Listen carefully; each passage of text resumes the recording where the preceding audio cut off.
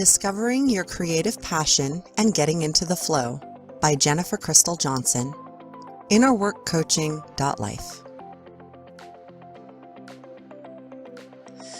What do you do that sets your soul on fire? Do you love something so much that time disappears and you sometimes can't remember where these creations even came from or how they almost magically appeared complete before you? If this is something you've experienced at any point in your life, look back on it. What were you doing that was so magical? How are you expressing yourself?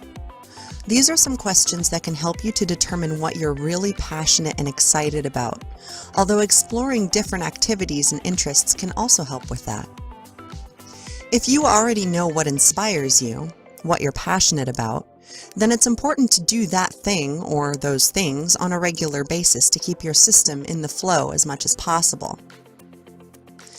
This is a practice of inspiration, of, quote, following your bliss to ultimately live a healthier, happier, and more fulfilling life.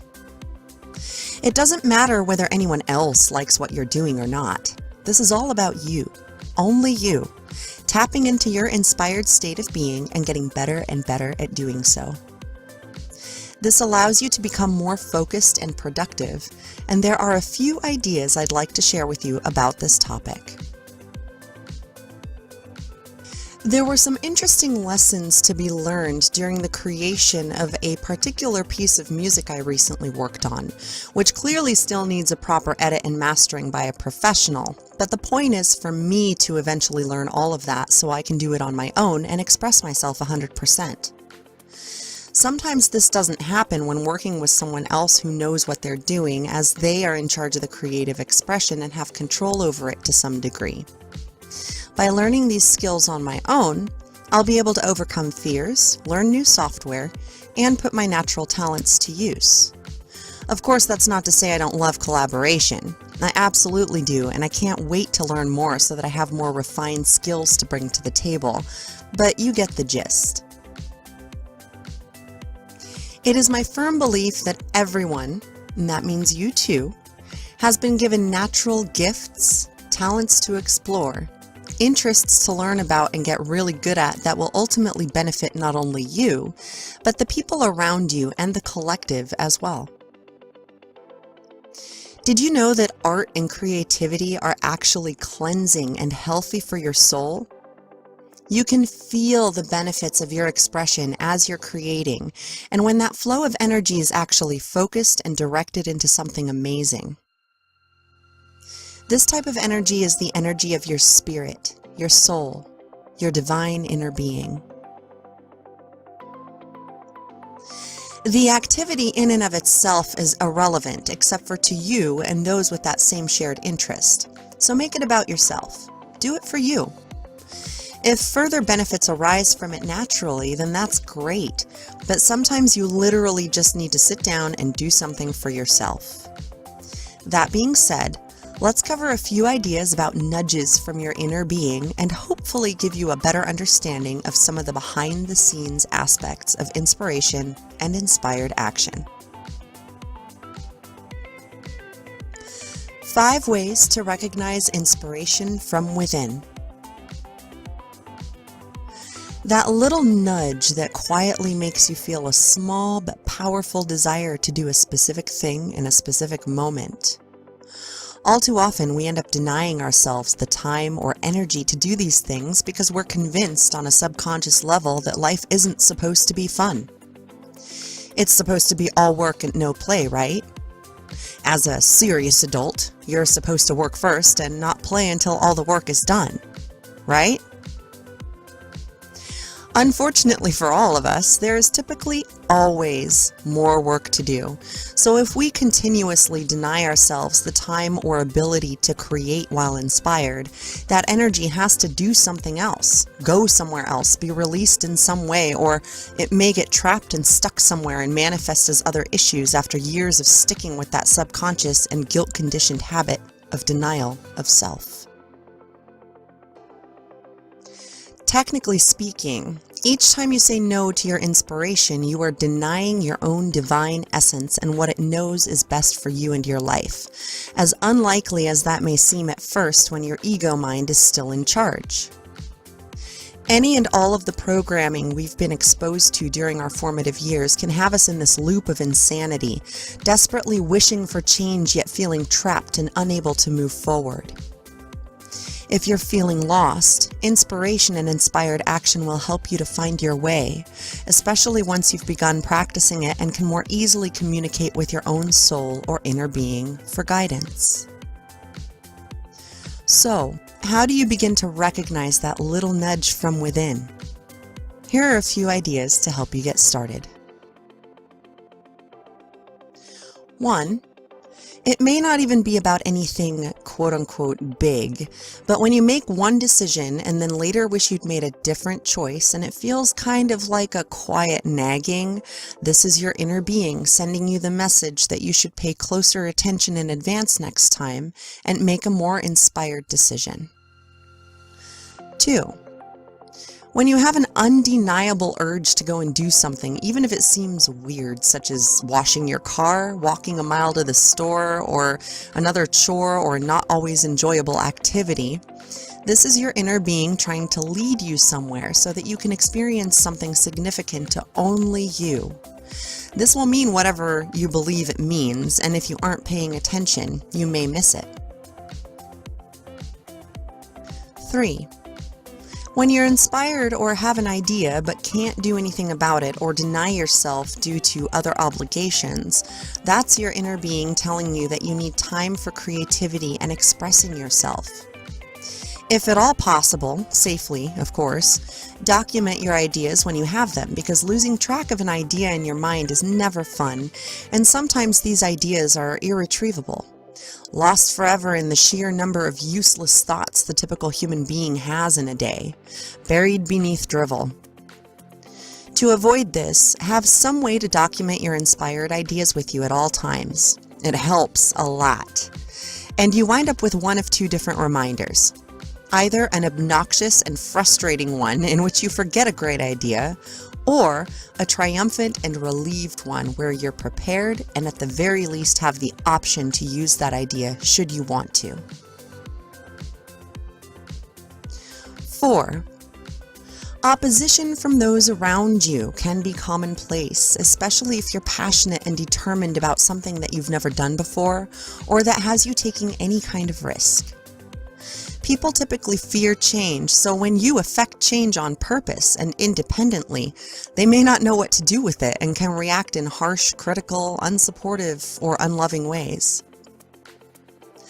As an aside, this reveals to you which relationships are worth your focus and attention and which ones are one-sided or toxic.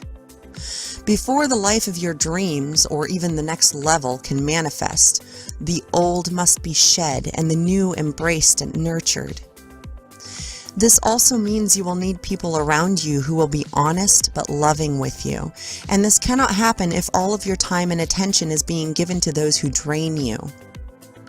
People either radiate or drain, so be discerning about who plays what role within your life.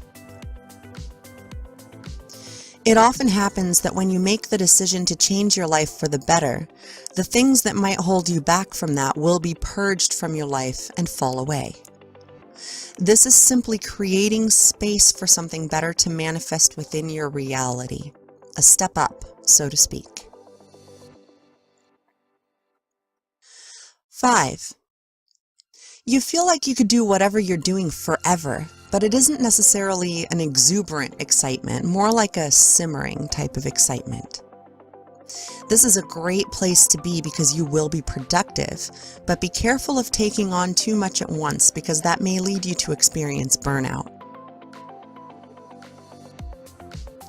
The key is to maintain your balance between how much you can realistically get accomplished and how often you can purposely focus and tap into inspiration.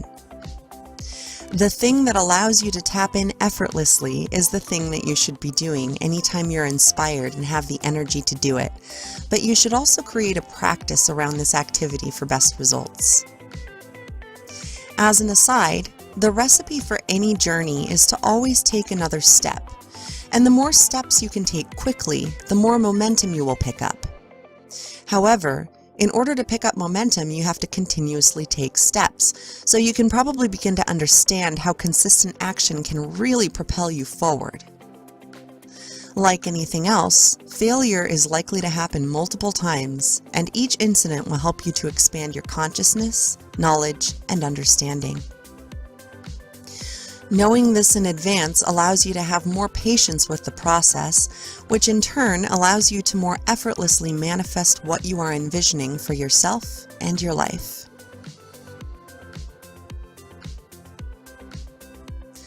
Are you listening to yourself? I hope that this article has given you a better idea of how to recognize those little nudges from within.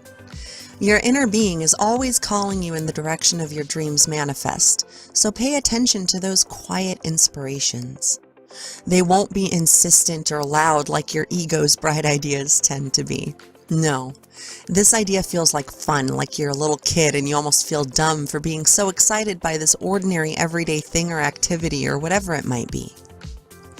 Sometimes it's the urge to wrap your arms around the trunk of an old tree to feel the warmth of its history and the infinite depths of its patience. When you deny yourself the pleasure of following this type of inspiration, your inner being won't make a bunch of noise or protest against you like your ego mind might. Instead, you may notice that you feel a little disappointed but resigned to not going along with this inspiration. While your ego or false self will throw a tantrum like a toddler, your inner being or soul will back off and quietly remind you of the situation later, probably several times, before you are led to another similar opportunity to make a different decision. I'd like to invite you to humor me and make an agreement with yourself that you will listen to those inspired or intuitive nudges from within to explore where they might lead you and what you might find that holds significance for you. At least give it a chance 2 or 3 times and see if you uncover anything interesting. Pay attention as you conduct this experiment within your life, as you may find things that lead you to a realization or breakthrough of some sort, and it will almost feel like it was placed there just for you to see your experience. And how in the world is that even possible? But it is possible. And to hear about one of my manifestation experiences that really seemed magical, please check out my vlog episode about how nature always wins in the description below. I hope that it helps to inspire you.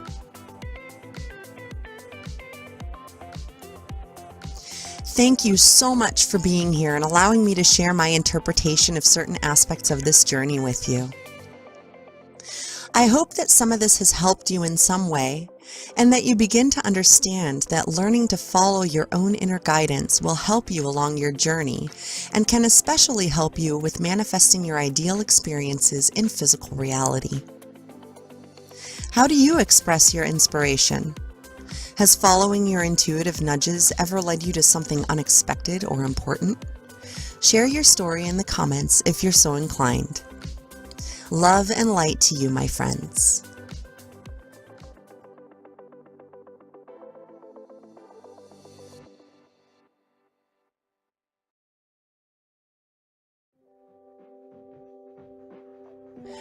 Thank you so much for watching.